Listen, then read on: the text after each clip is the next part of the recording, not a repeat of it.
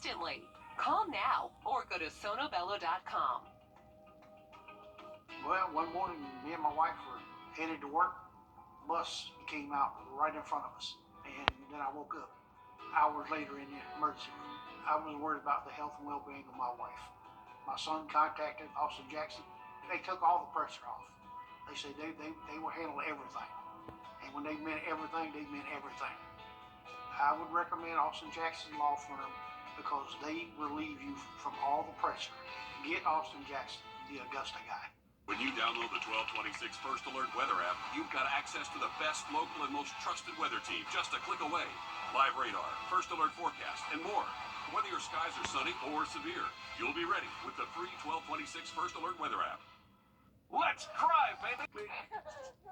Your safety comes first with the First Alert Radar Network. First just got faster. Hundreds of students today turn to each other for support.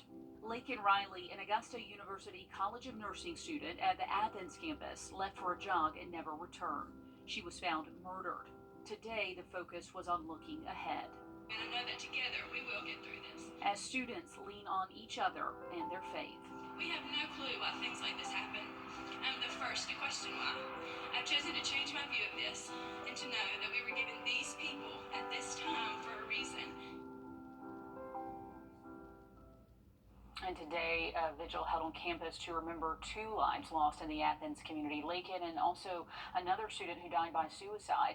We begin in Athens at the University of Georgia, where we find Hallie Turner. So, Hallie, how are students coping there today? Yeah, Laura, since Thursday, there have been numerous prayer vigils, open doors at churches, prayer groups around Athens, worship services to cope with these 2 deaths. But if you were at the vigil today, it was very apparent there was no room to move around here. So that just goes to show you just how much of an impact these 2 lives had on the city. But as the city tries to return to normal, students here and people around the community say Athens feels anything but normal. Heavy hearts and tearful eyes now loom over the streets of a heartbroken Athens community.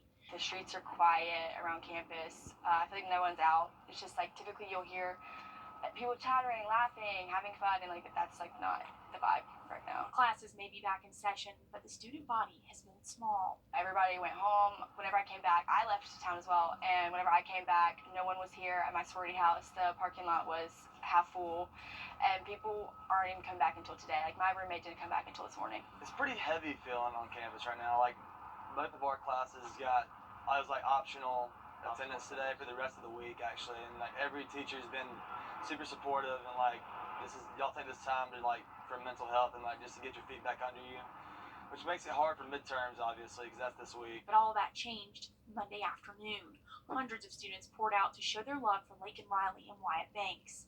We all long for more time with both Wyatt and Lakin. We find peace in the light they brought into our lives. How precious were these lives that were lost.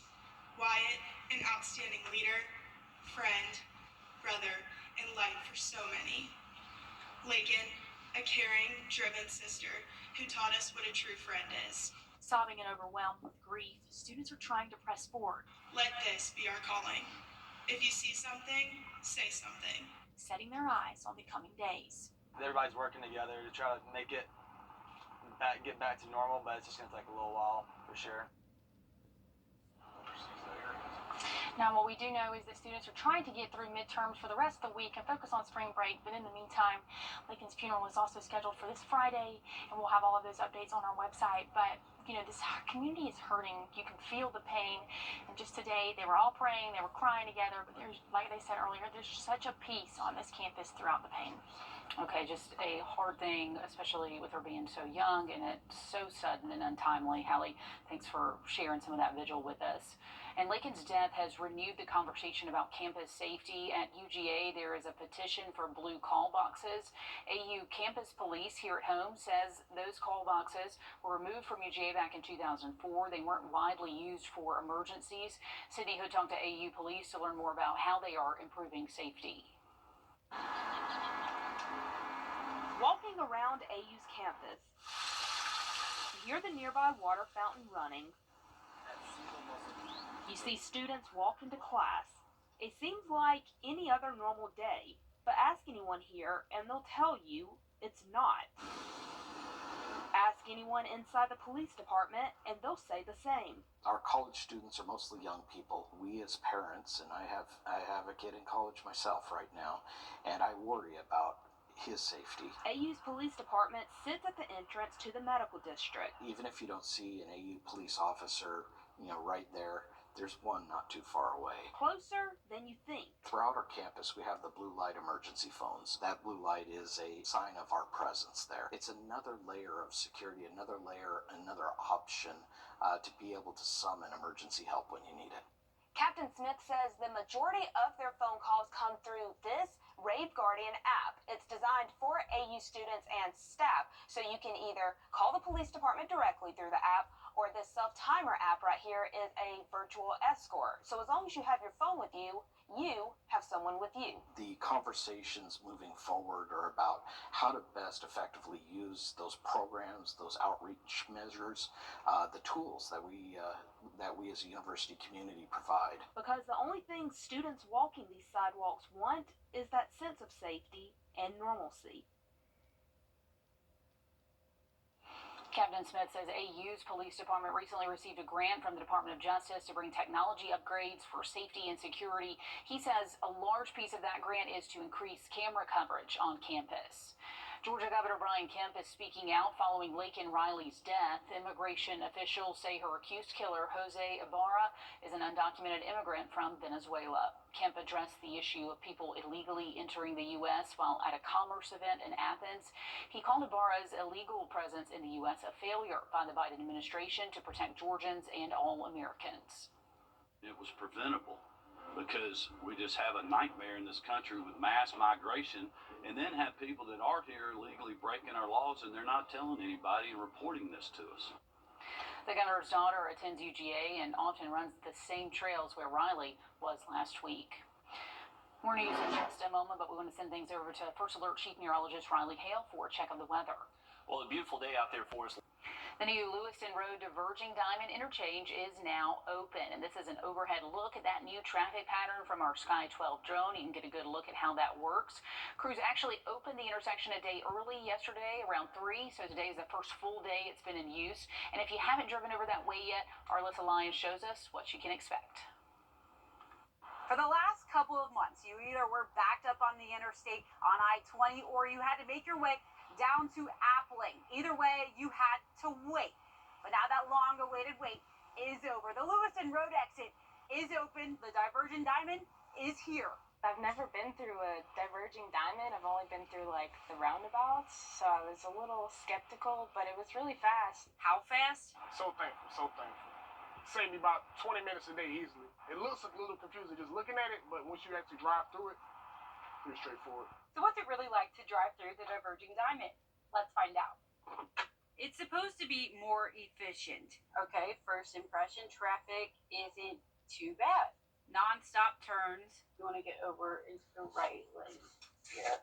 And clear views when entering and exiting the interstate. It flips the normal traffic pattern, but the arrows are there to help guide you. Seems easy enough. Follow the arrows. But so far, so good. The way that it's set up with the lights is still like it's pretty smooth traffic flow, so I didn't really see any issues. This first day so far, but I didn't see any issues so far. It might even reduce what the original construction caused. I was super slow because, a lot of our traffic comes through this way.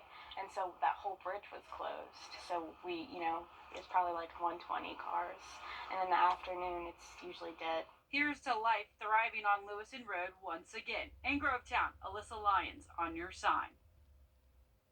And there are still a few finishing touches left to be done, which includes more lane closures so crews can continue paving, working on the curbing and the gutters. And they anticipate it to be fully complete by late June or early July. Coming up at 6 o'clock, we'll break down that timeline a little bit more clearly.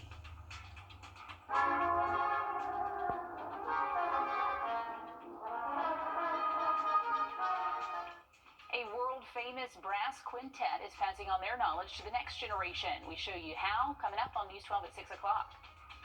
And we start off the work week warm, and we're going to hang on to warm temps the next few days, but some big changes late into the week. We'll have that full forecast next Saturday, but definitely not a washout for the weekend.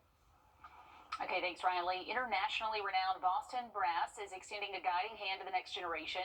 The quintet took the stage over the weekend in the Maxwell Theater here at home. Before leaving town, they're giving a master class for high school and college students. Our Taylor Martin stopped by to check it out.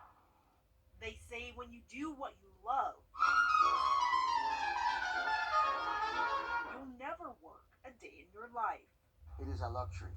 And to pass this message to students, for them to be able to do something that they love for a living, it's super important. It's something young musicians like Nathan Brown can relate to.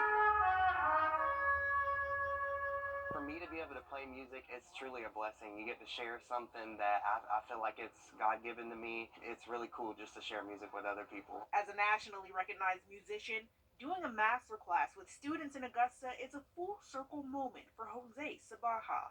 You don't know who can get inspired in that hour, those 45 minutes that you're talking to people, and whose life you could change and whose life they will change in the future. Knowledge Nathan and other students say they're grateful for. I can't thank them enough for coming. Just getting that feedback was really impactful, and I can't wait to apply it to my playing. Learning from the best so he can teach the next generation. I plan to go to graduate school for music, but I also plan on being a music educator, a band director for high school. Reporting in Augusta, Taylor Martin on your side. Some very valuable free instruction. Well, it is time for your watch and win word of the day. Today's word is mix. Insert that keyword on the News 1226 app for a chance to win a $70 gas card and to be entered to win the grand prize, a 70-inch TV. Once again, that keyword is mix. It's our way to celebrate our 70th anniversary on air with you. Butler's boys and girls basketball teams are playing in their respective state Elite Eights this week. We'll hear from both head coaches on their special seasons coming up next in sports. Plus, the demand for living space in downtown Augusta is growing. Some new units getting ready to open. We're going to take you around, show you what to expect next on News 12 at 6 o'clock. First alert. All right, thanks, Craig, and good luck to all of our teams. There's a new brunch spot in town. Another Broken Egg Cafe just opened the doors. It's located on Alexander Drive in the same plaza as Kroger. They open from 7 until 2 tomorrow if you want to go check it out. Well, pollen count is going to stay high, unfortunately, for allergy sufferers until we get late into the week. Temperatures will cool down and will bring back some rain chances. Now look at that 7-day just after a short break.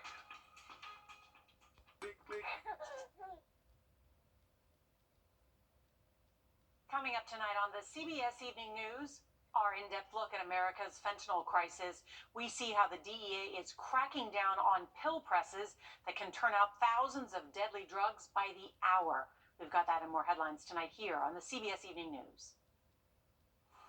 We'll take a look over the next couple of days. We are going to see some warm temps, most likely highest in the mid-70s Tuesday and upper 70s by Wednesday, and a little bit breezy tomorrow and just picking up that wind by Wednesday. Cold front will push through. We'll cool off our temperatures Thursday and Friday, but you can see a much better opportunity for more widespread rain Friday and potentially even lingering some of those rain chances into the first part of the weekend. So a heads up for any weekend plans. Could be wet at times, but doesn't look like a washout. Here's our setup. So low pressure just tracking along this front on Friday. This will bring us just the opportunity for some hit or miss showers. Right now it's timing out mainly late into the day to where that opportunity looks best. Saturday, maybe some early rain out there, but once again, a lot of that rain kind of stays south of us, so just some hit or miss rain for the weekend. Temperatures warming back up by Saturday. That'll do it for us. We have more news coming up at 7 o'clock over on NBC.